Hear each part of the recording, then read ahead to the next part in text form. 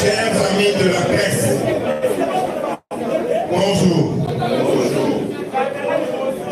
Depuis d'abord, je tiens à vous remercier d'avoir répondu de bonne grâce à mon invitation et d'accorder une attention particulière à notre parti UDPS. En effet, votre présence en ces lieux témoigne de l'importance que vous donnez à ce parti historique qui a combattu la dictature pendant plusieurs années. Je remercie également les fondateurs de ce parti, dont certains sont encore avec nous. Je remercie surtout Papa Étienne Tshisekedi, d'heureuse mémoire, qui nous a forgé et inculqué sa vision du peuple d'abord. Je remercie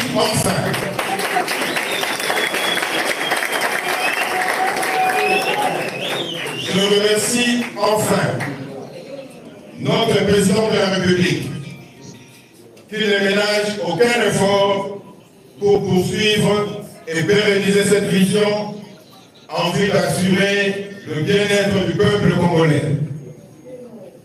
Chers amis de la presse, si je vous ai invité ce jour dans cette majestueuse salle, c'est pour que je vous dise tout haut et en face ce que beaucoup de membres de notre parti disent tout bas.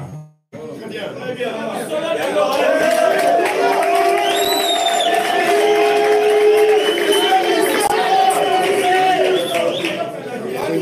Mais auparavant, je voudrais apporter un éclaircissement par rapport à l'évolution de cette crise qui, à mon avis, aurait pu être résolue en interne.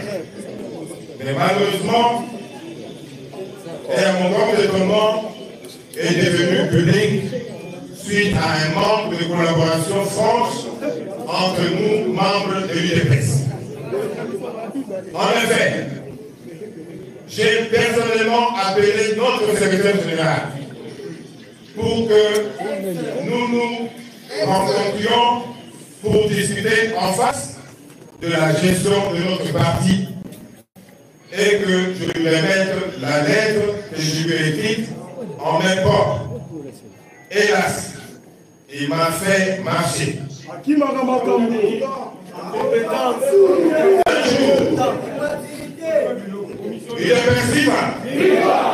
Un jour, il m'a donné rendez-vous à la permanence à 14 h. Je suis arrivé à 14 h, mais lui lui est arrivé à 17 h.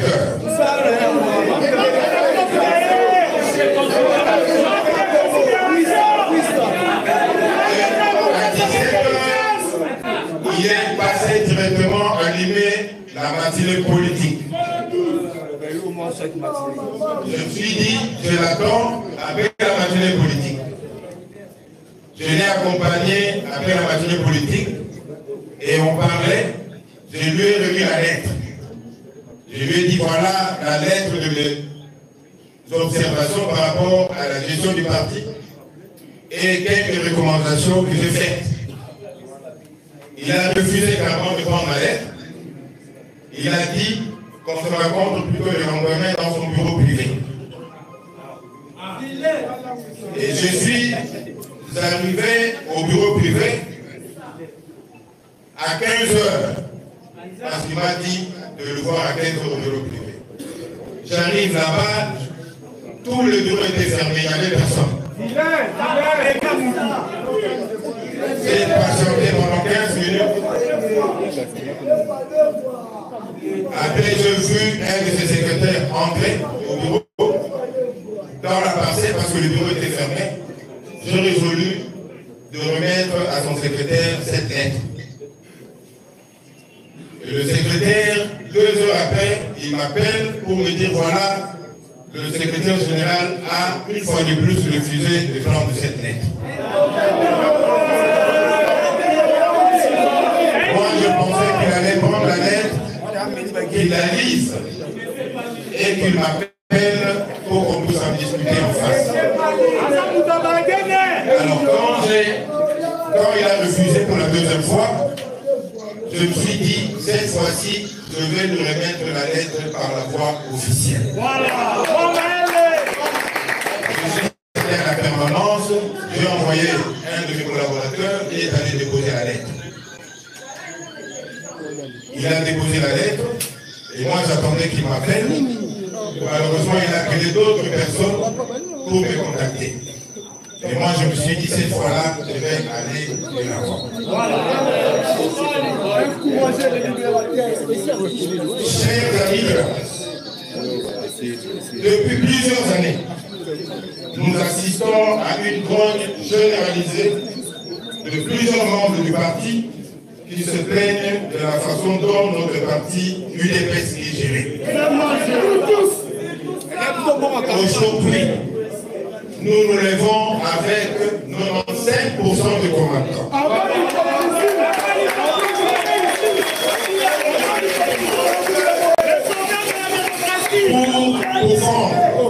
Pour mettre définitivement fin à cette méthode de gestion qui fait tomber à déliquescence notre parti, le fait réguler, et ce, dans le dessein bien compris de redorer le blason de notre parti sur le point d'être terni et de mieux accompagner notre leader incontestable et autorité de référence, j'ai cité son Excellence Félix Antoine Tshisekedi.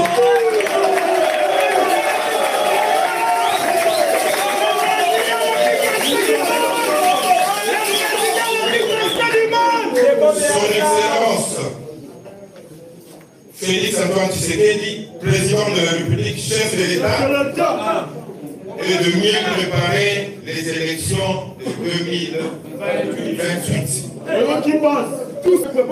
Je qualifie son Excellence Félix Antoine Tshisekedi Tshilombo de leader incontesté et incontestable pour répondre à nos frères qui se sont réunis il y a quelques semaines à l'université de Kinshasa et qui ont affirmé que depuis l'indépendance jusqu'à nos jours, notre pays souffre de manque de leadership. Je les invite à analyser scrupuleusement l'histoire de notre pays. Et ils remarqueront que toutes les fois que notre pays est dirigé par un véritable fils du pays, animé d'un esprit patriotique, les ennemis de notre pays interviennent toujours soit pour l'éliminer physiquement, soit pour lui compliquer la tâche en vue de continuer à faire couper notre République démocratique du Congo dans le sous-développement et son peuple dans la misère. Je citerai par exemple le cas du Premier ministre Patrice Emery Lumumba et du président Mzee Laurent Désiré Kabila, qui étaient froidement assassinés par les ennemis du Congo à cause de leur dévouement à défendre la cause de notre pays.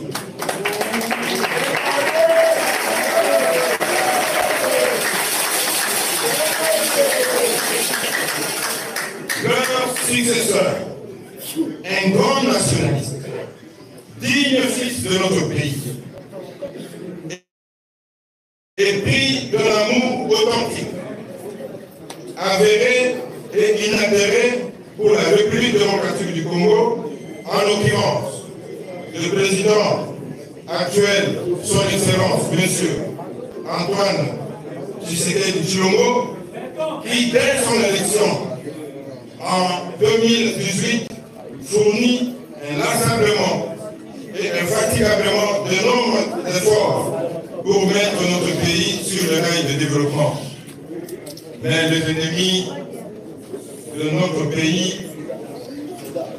lui mettent le bâton dans le roue en lui imposant une guerre injuste à l'est de notre pays pour condamner notre pays au sous-développement. Nous profitons de cette occasion pour dire aux compatriotes de l'Est qu'ils ne sont pas seuls. Tous les pays et de cœur avec eux. Nous sommes tous victimes, directes ou indirectes, de cette guerre. Nous pensons fermement qu'avec les énormes efforts fournis par notre chef de l'État et son gouvernement, cette guerre prendra fin. Notre parti UDPS soutiendra le président de la République et le réarmera.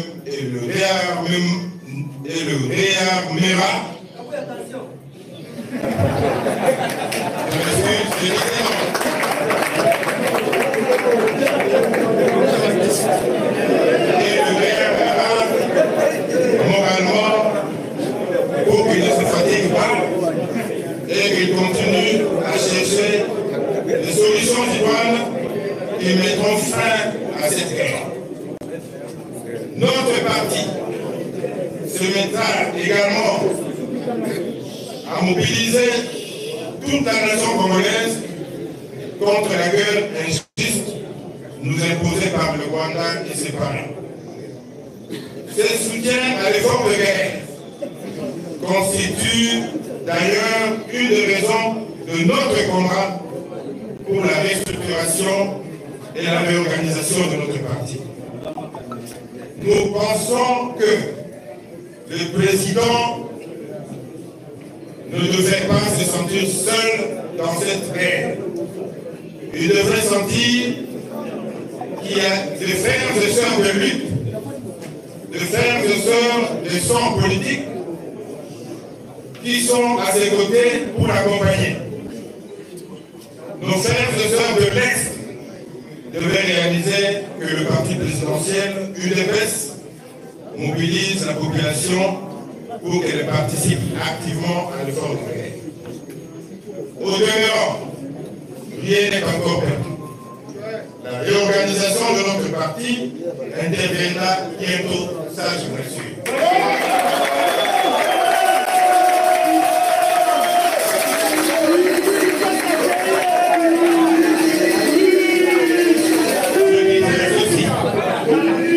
Je disais ceci. La réorganisation de notre parti interviendra bientôt.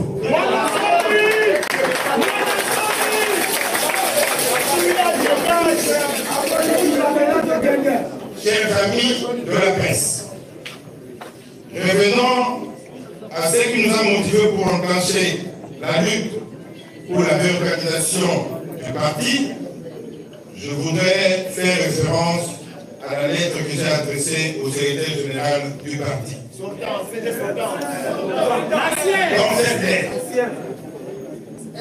j'ai ressorti 23 points qui caractérisent la mégestion de notre parti actuellement.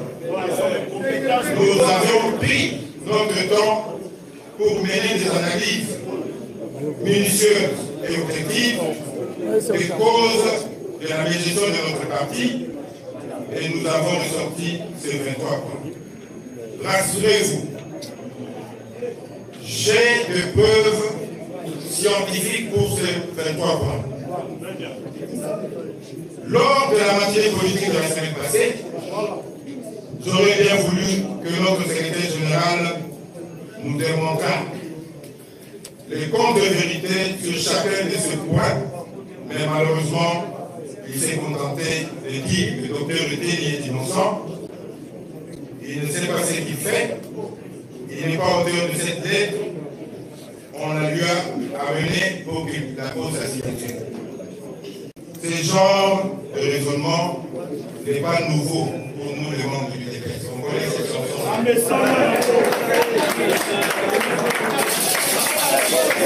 À chaque fois que vous voulez dire à notre secrétaire général des vérités par rapport à la gestion du parti, il dit voilà, les alliés, les compétents.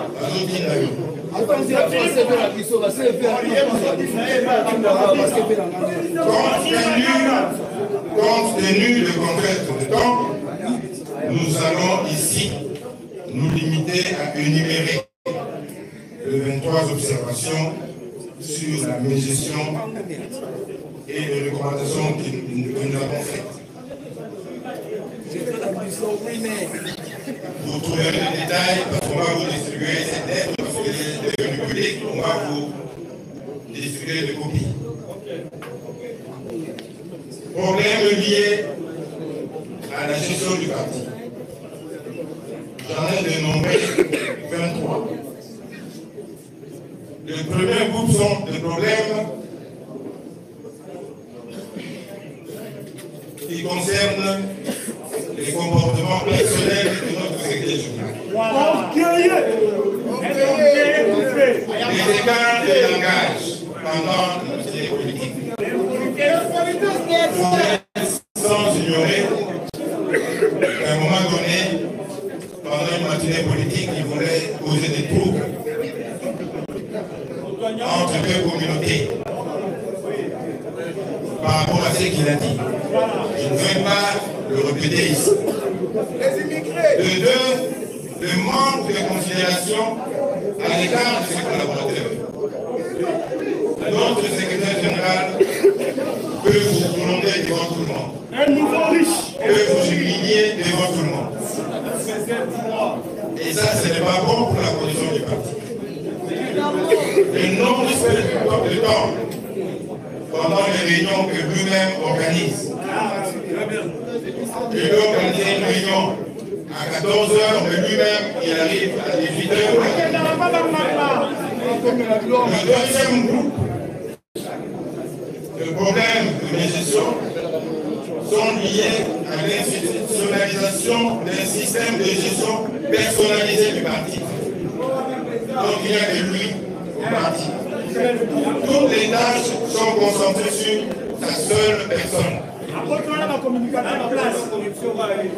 Secrétaire du parti, communicateur du parti, gestionnaire du parti.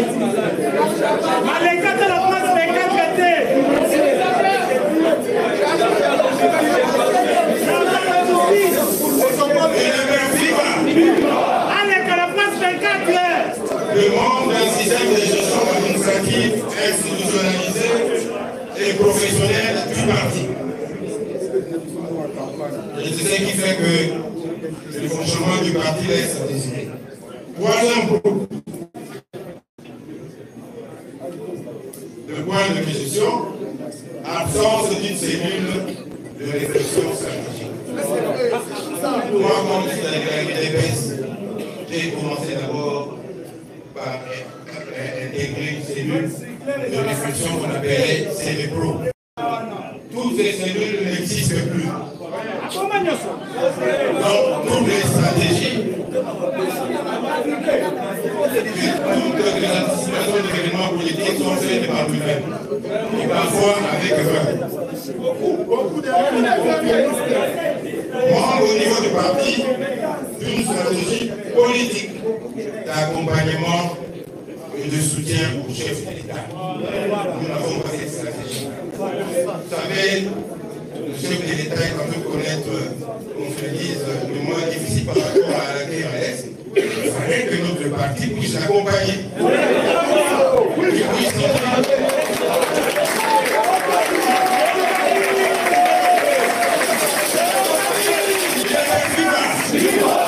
Et puis sentir qu'il a ses frères et sœurs avec qui il a évolué. Ils sont là, à côté de lui, en train de l'encourager. Mais nous ne faisons pas ça. Absence de leader et de presse dans beaucoup de territoires ici. C'est ce qui a fait que nous avons connu un problème très grave et très difficile pendant les élections pour la sélection de nos candidats députés. On se le dit, nous avons reconnu à d'autres personnes qui sont venus à l'UDPS le même jour et on a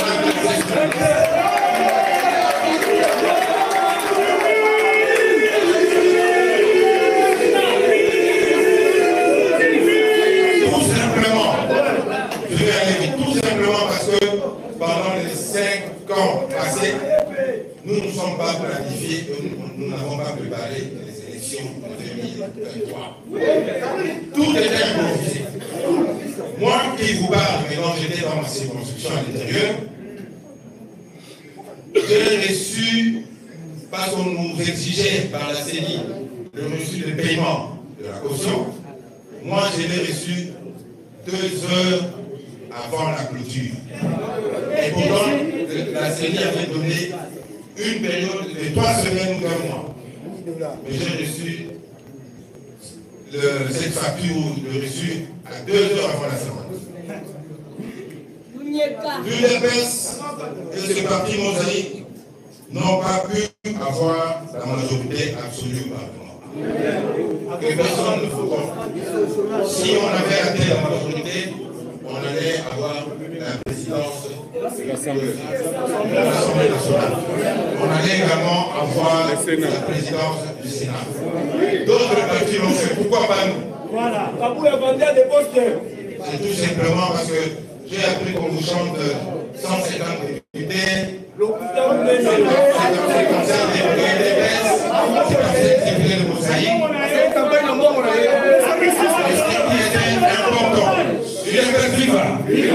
Ce qui était important, et je crois que si nous nous sommes préparés d'avance, pendant les 5 ans, on allait avoir plus de 250 députés. Et je vous rassure, avec cette réforme que nous allons commencer, nous aurons plus de 300 députés.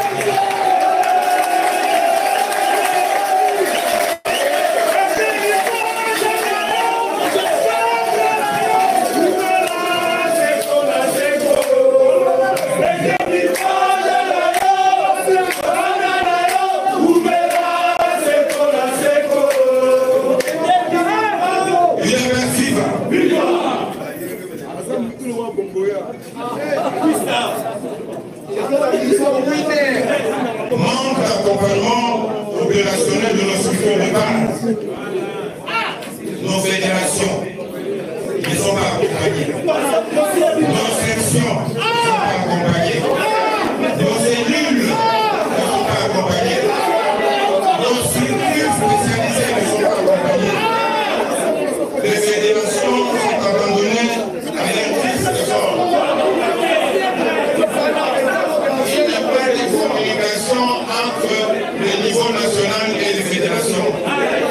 Moi, j'ai été secrétaire général adjoint, les fédéraux viennent me trouver pour se plaindre par rapport à ce problème-là. On peut envoyer une lettre ici, sur le secrétaire général, pendant longtemps sans suite. Et les fédéraux peuvent venir ici à Kinshasa, ils ne sont pas venus.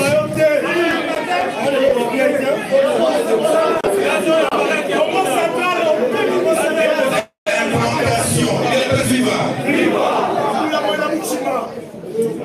L'implantation de notre parti dans le coin, les recoins de notre pays, laisse à désirer.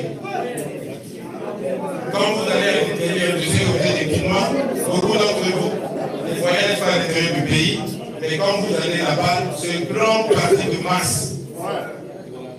que notre père, Etienne Tshisekedi, a implanté partout. Dans certains villages, ce grand parti n'est connu que de nom maintenant. Aucune activité du parti, aucun représentant du parti, aucun drapeau, aucun décide du parti, tout simplement parce que le niveau national est mal organisé. L'incapacité de notre parti à résoudre les problèmes qui gangrènent certaines de nos fédérations. Le centre d'organes et structure spécialisée du parti, notamment la convention démocratique du parti, et l'école du parti, ne fonctionnent pas. Les clientélismes dans la nomination de membres du parti.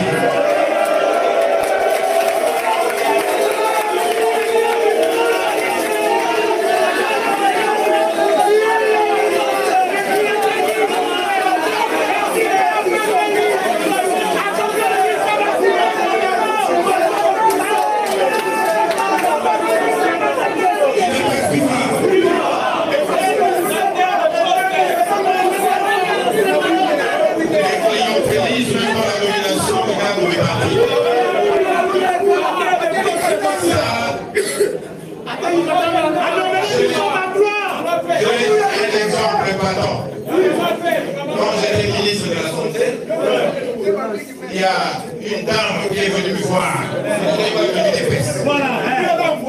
En 2021, au début. J'ai dit voilà, il faut me parrainer parce que je voudrais intégrer l'UDPS. Je lui ai dit, je peux te parrainer, mais il faudrait rentrer à la cellule. C'est ce que je lui ai dit. Comme ça, tu viens me montrer ta carte de l'adhésion, comme ça, on pourra parler. Alors la dame fait sa difficulté. Un jour, je vais chez le secrétaire général, j'arrive là-bas, je trouve la dame.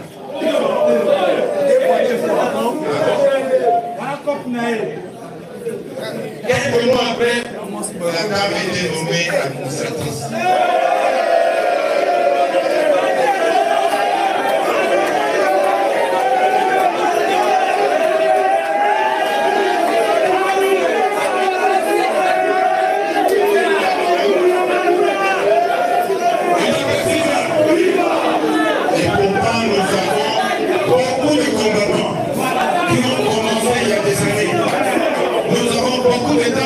Il y a des années. Et je n'ai pas compris pourquoi cette dame était nommée. Une dame qui n'a même pas fait une année au parti. Un exemple. Jamais beaucoup.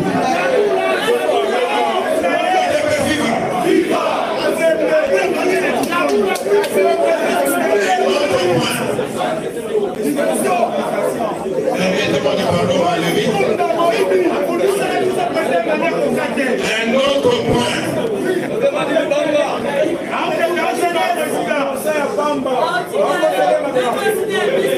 Des guerres de positionnement entre les membres du parti.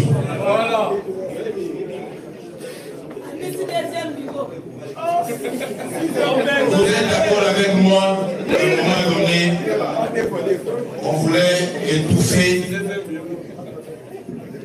nos deux structures.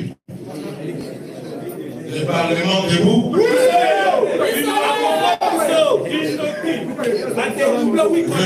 Le monde debout est la force du progrès.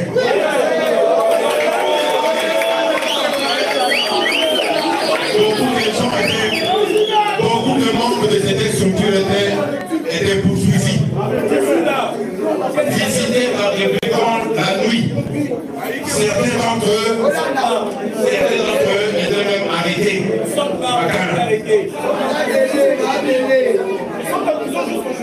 Vous comprenez?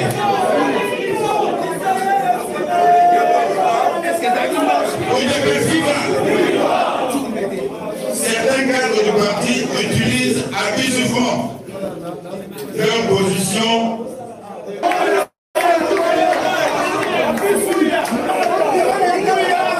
Je n'ai pas parlé de moi. Et permettez-moi parce que j'ai entendu beaucoup de combattants qui critiquaient dans les réseaux sociaux à cause des conflits. Aujourd'hui, je vais vous dire la vérité. Je ne peux pas le dire pour garder la position du parti. Vous savez le jour qu'on m'a invité au parquet de la Cour de cassation. Mon avocat m'avait dit, la veille, il y avait déjà des histoires motivées pour qu'on t'arrête. Selon les informations de mon avocat. J'arrive au parquet, je me suis défendu. Et il était question, parce que je ne savais pas pourquoi on m'a convoqué au parquet, il était question que je rentre à la maison pour prendre mes éléments de défense. C'est comme ça qu'on s'est entendu avec le magistrat. Le magistrat sort, il fait un coup de fil, après il rentre pour me dire voilà, vous êtes sous map. Donc vous allez directement en prison en attendant le jugement. J'arrive à la prison. J'arrive à la prison. Le juge me suit à la prison. Et pendant le jugement, ils ont demandé au magistrat qui était là, pourquoi vous avez arrêté le docteur Uteni? Le magistrat dit voilà, on l'a arrêté, on n'a pas encore de preuves, parce que le juge voulait avoir des preuves. Pourquoi on l'a arrêté? On n'a pas encore de preuves, mais nous voulons le garder en prison. Les juges ont dit, vous ne pouvez pas vous amuser avec quelqu'un comme ça. Allez, aidez, dit, plantez bagages, je rentre à la maison. Et c'est comme ça que je suis sorti. Maître Kabia, qui connaissait bien mon dossier et qui m'a défendu. Et quand je suis sorti de la prison, je viens parler avec lui pour lui montrer des preuves. Il m'a dit voilà, je ne peux plus te défendre parce que j'ai reçu des coups de fil qui venaient de certains conseillers de la présidence. Et certains d'entre eux sont maintenant aujourd'hui ministres, qui m'ont dit voilà, il faut laisser ce monsieur-là, il est dangereux. Il faut qu'on l'arrête. Moi je me suis dit, je suis dangereux, comment? Depuis que je suis au parti, secrétaire général adjoint, je me suis chamaillé avec personne. Bien éduqué. Je suis d'un tempérament assez calme, je ne parle pas beaucoup. Si vous me voyez parler aujourd'hui, c'est parce que nous n'avons pas. Alors, maître Kabia m'avait dit voilà, je connais bien ton dossier, mais les gens à la présidence m'ont appelé, certains conseillers. L'hygiène foncière a appelé pour dire voilà, il faut laisser qu'on l'arrête. Moi, je ne savais pas pourquoi. Alors, je me suis dit, je vais me débrouiller autrement. Je suis allé chez mon avocat et nous nous sommes mis à chercher des solutions pour qu'on se défende. D'abord, on ne voulait pas qu'on me juge parce que je suis resté comme ça pendant plus d'une année. On ne m'a pas appelé pour me juger. Et les jours qu'on m'a appelé, le magistrat, le juge était à 7. Et tout le monde était unanime que le docteur Uteni n'avait n'avait rien fait. Vous savez ce qu'ils ont trouvé? Ils ont trouvé un manquant de 15 000 $.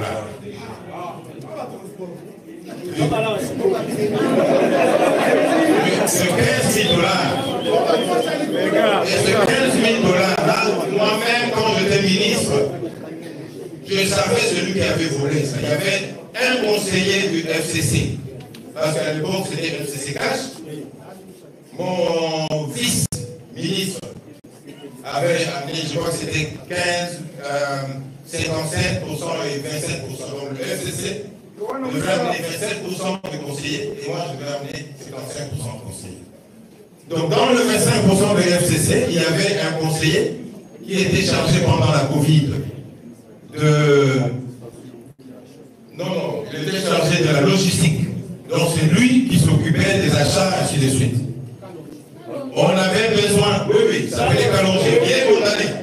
Je cite son nom parce qu'il est condamné.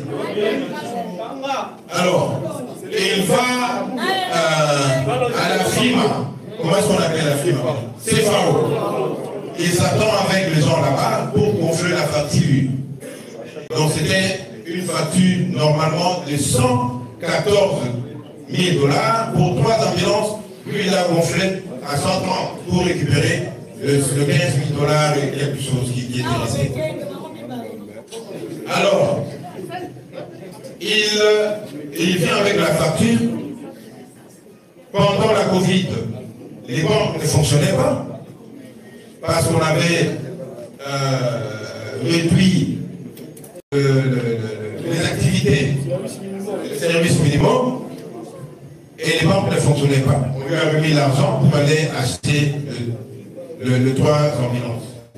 Il est arrivé, il a donné 115 000 $ et il est resté avec le 15 000 $. Et après, quand j'étais ministre, j'ai appris ça. Certains de mes conseillers m'ont informé de ce vol. Moi, je l'ai dénoncé à la justice. Et on l'avait arrêté. Vous connaissez notre justice, qui est souvent critiquée par le chef de l'État. Et quelques temps après, je ne sais pas ce qu'il a fait, parce qu'il y avait des preuves. Quelqu'un qui vous amène une facture pro forma, et vous avez fait des recherches, vous avez trouvé, la CFO vous a envoyé la vraie facture. Vous avez les deux preuves là, mais malheureusement, on l'avait fait partie. Pourquoi? Parce qu'on voulait avoir la tête du ministre Étienne. 15 000 $. Alors, il est sorti. Moi, on m'a appelé par le juge. Tous les 7 juges étaient unanimes que Étienne n'avait rien fait. Le seul grief qu'ils ont trouvé dans ce dossier-là, c'était le 15 000 $. Et parfois, je vous dis, il ne faut pas suivre les bruits qui se passent dans les réseaux sociaux. L'IGF, il est très fort dans les réseaux sociaux. S'il accuse quelqu'un, attendez que les juges l'appellent. Parce que moi, je suis ce qui se passe régulièrement ici. Donc, il faut être très prudent. Moi, j'ai travaillé dans d'autres pays avec des services IGF là-bas. Je n'ai jamais vu un service comme ça, qui est toujours dans le réseau, qui accuse tous les... Il veut travailler et après remettre les conclusions de travail à la justice. Je sais que la loi lui permet de publier son rapport. Malheureusement, notre population prend ce rapport comme une vérité. C'est ça le problème. Et si maintenant, notre gouvernement, notre pouvoir est qualifié de détourneur, c'est à cause normalement de ça. À cause de ça. Tout ce que vous attendez là ne sont pas des détourneurs. Il y a des fils et filles de ce pays qui travaillent avec amour de leur pays. Mais malheureusement, quand on parle de l'IGF, et c'est tout le monde qui en parle, et voilà des détourneurs. Et ça, c'est une contre-propagande contre notre pouvoir. Et moi, je crois que les choses vont changer. Et ils doivent changer. Je travaille dans d'autres pays, au Congo-Brazzaville, Niger, Côte d'Ivoire, Nigeria. Il y a aussi des IGF. mais qui ne sont pas dans les réseaux sociaux comme le droit privé. Son mode opératoire. Donc, quand j'étais acquitté, parce que le juge, il y a même un qui a parlé à mon avocat pour lui demander est-ce que il y a des problèmes politiques avec vos gens là-bas. À l'époque, je n'avais pas compris. À l'époque, je n'avais pas compris. Mais quand j'étais acquitté, j'étais à la maison avec un ministre que je tais le nom et notre secrétaire général l'a appelé. Le ministre a dit voilà, je suis avec l'excellence Eteni dans sa maison. Je suis venu lui rendre visite. Et le secrétaire général voulait me parler. Le ministre m'a tendu le téléphone et lui-même m'a dit ceci, que voilà, docteur Eteni, il y a des gens qui coûte ne voulaient pas que tu sortes de la prison, qui voulaient que tu sois condamné. Il m'a dit ça. Jusqu'à aujourd'hui, je ne connais pas ces gens-là.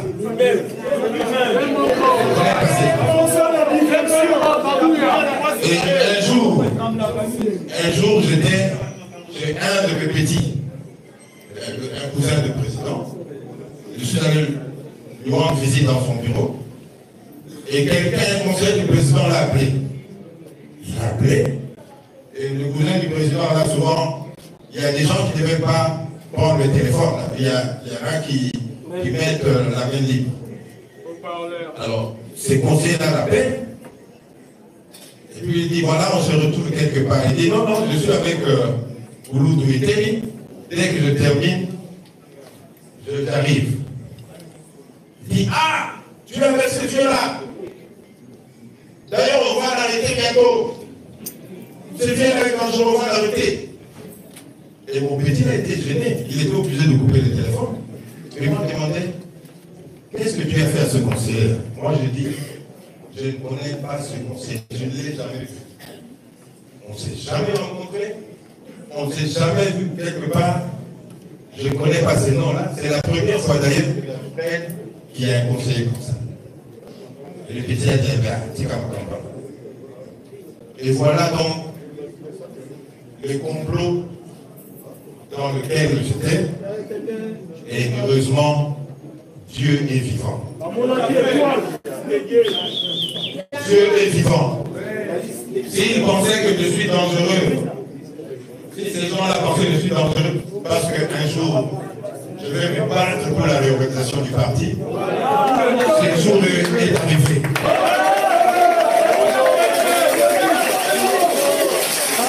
Ce jour est arrivé et je vous rassure que cette démarche ira jusqu'à la fin.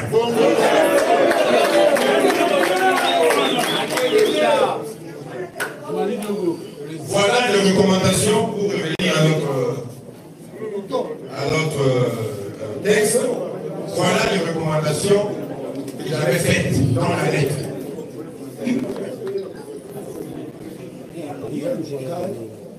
Je propose l'organisation dans la plus brève délai d'un congrès du parti.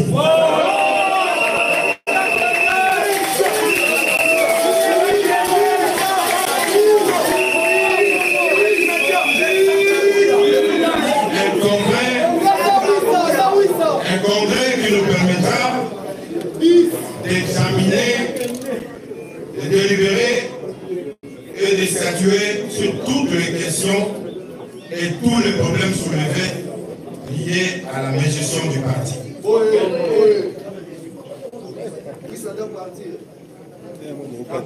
La restructuration du parti et définir le mécanisme de fonctionnement d'une administration efficace pour une gestion participative et professionnelle. Mettre en place des stratégies de consolidation et de conservation du pouvoir avec 2028. Parce que je vous assure que les gens ne pensent pas que après 2028, l'UDP sera là. Si nous sommes en train de nous battre, c'est pour que l'UDP soit présent après 2028. Définir des stratégies et des mécanismes d'accompagnement du chef de l'État dans cet effort de mettre définitivement fin à la guerre et d'améliorer le bien-être du Congolais. Identifier des voies et moyens permettant d'établir une bonne collaboration entre le niveau national et les différentes fédérations en vue d'asseoir une implantation harmonieuse du parti. Redynamiser et restructurer les organes d'appui à la bonne marche du parti, tels que l'école du parti et la CDP, et créer une cellule stratégique de réflexion.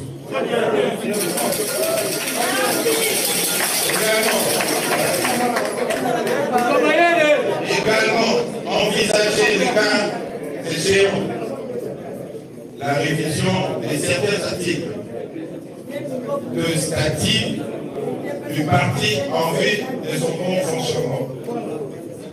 Chers amis de la presse, voilà donc ce que nous revendiquons. Nous le faisons sans violence, en utilisant des moyens légitimes et statutaires. Et nous croyons fermement que la réforme de notre parti interviendra bientôt. Nous sommes plus que déterminés. Nous ne reculerons jamais.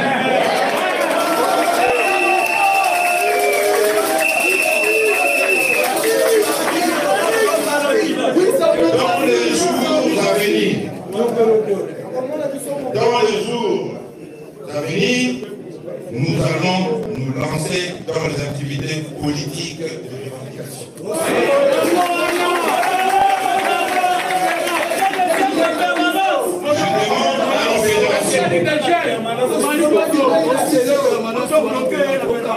Je demande à nos fédérations et à toutes nos représentations de l'extérieur de commencer déjà à faire des déclarations pour soutenir cette démarche pour la réorganisation de notre parti.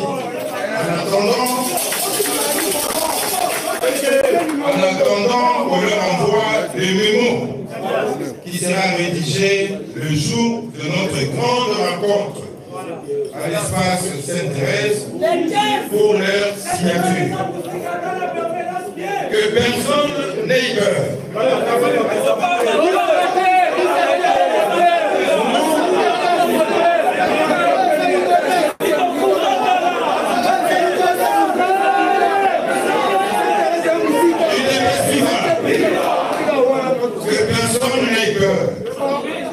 Nous nous sommes déjà engagés dans un chemin de non-retour, sur une route à sens unique. Nous sommes dans l'obligation absolue d'atteindre notre but. Cette fois-ci, nous sommes très déterminés à mettre définitivement fin à la mégestion de notre parti. C'est maintenant ou jamais.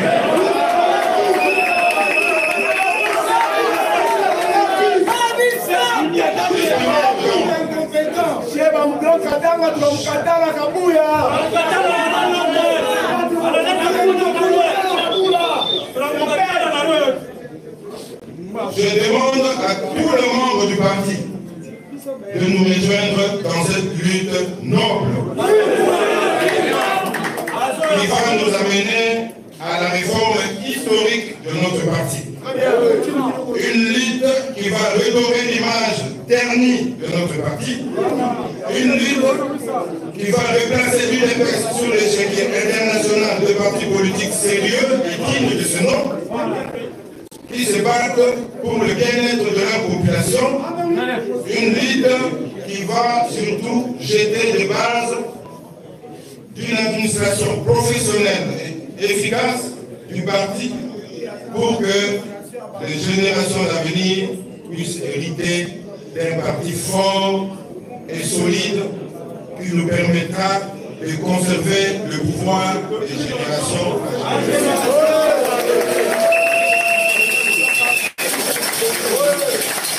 Je demande également,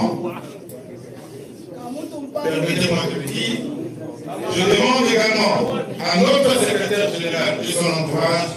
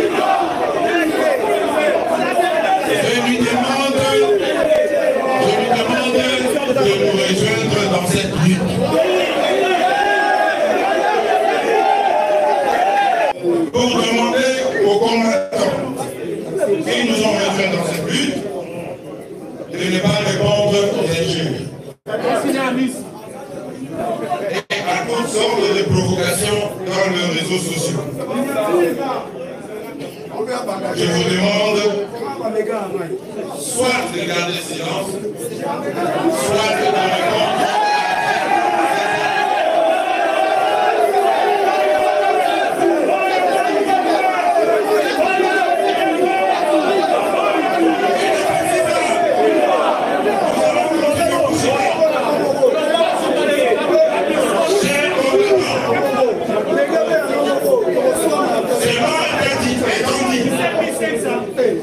Nous devons agir maintenant. Nous devons agir maintenant, car 2028, c'est demain. Nous devons commencer à préparer sérieusement les élections à travers une planification de 5 ans. Nous devons former nos propres leaders, UDPS, dans chaque territoire et dans chaque commune. Leur donner de moyens, assurer leur formation par le code parti, et en 2028, nous allons choisir parmi eux ceux qui vont nous représenter aux élections. Avant de clore mon propos, je voudrais profiter de cette occasion pour annoncer solennellement l'organisation d'une rencontre de grande envergure entre filles de fils de l'UDPS à la place Sainte-Thérèse dans la commune de Ndjili.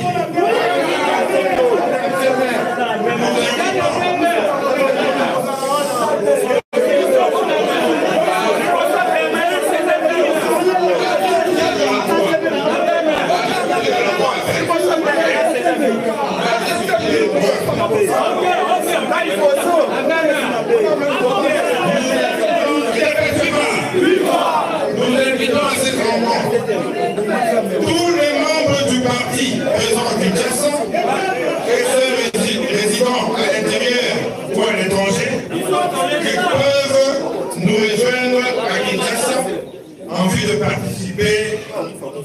massivement à cette réunion de famille. J'invite donc à cette réunion tous les membres de l'exécutif, parce que parmi eux, il y a beaucoup qui sont contre la mesure qui se passe.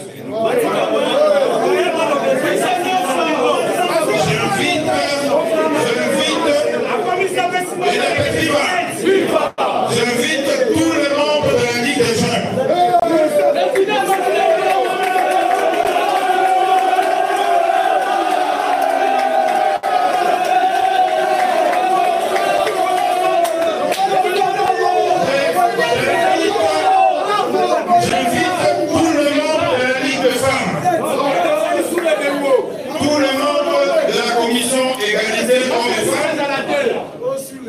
Tous les membres de CDP, tous les animateurs de l'école du parti, tous les fédéraux de Kinshasa et ceux de l'intérieur, tous les actionnaires et cellulaires, tous les représentants de notre parti à l'étranger, tous les membres du mouvement associatif, tous les parlementaires debout, tous les combattants de la force du progrès.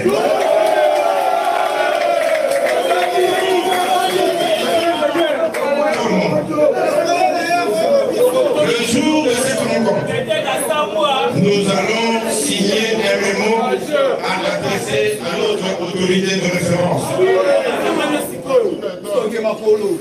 Et nous allons réclamer la tenue du congrès.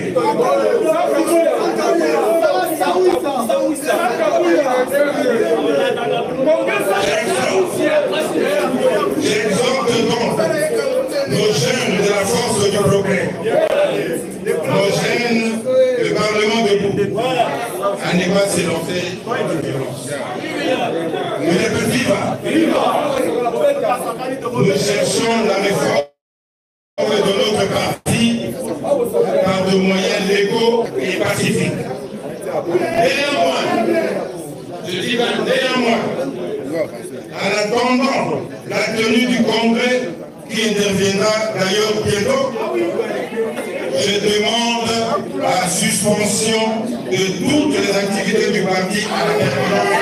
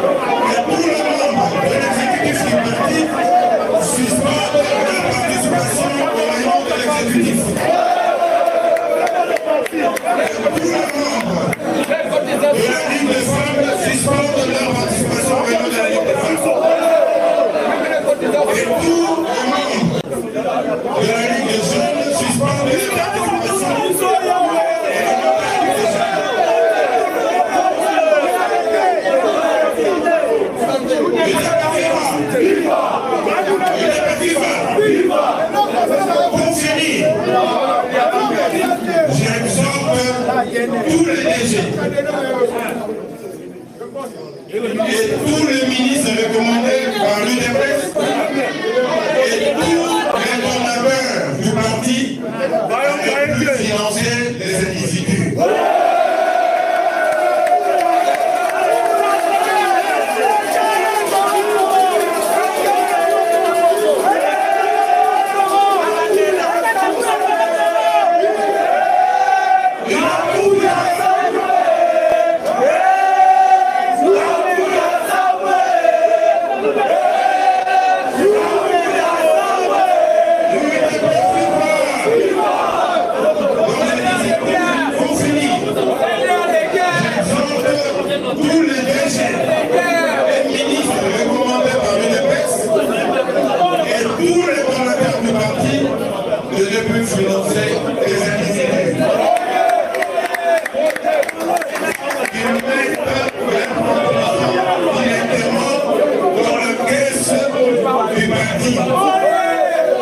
Nous avons besoin d'argent pour construire nos fédérations. Notre fédération la machine donc nous avons besoin de construire nos Audit la partie.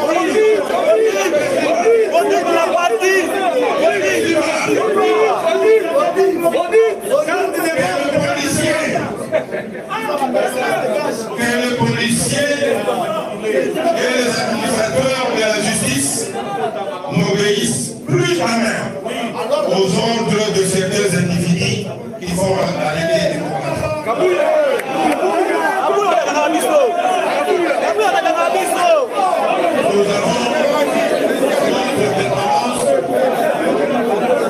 nous avons notre permanence et nous-mêmes nous allons nous organiser pour garder la permanence. Et les policiers ne viennent plus à servir notre permanence.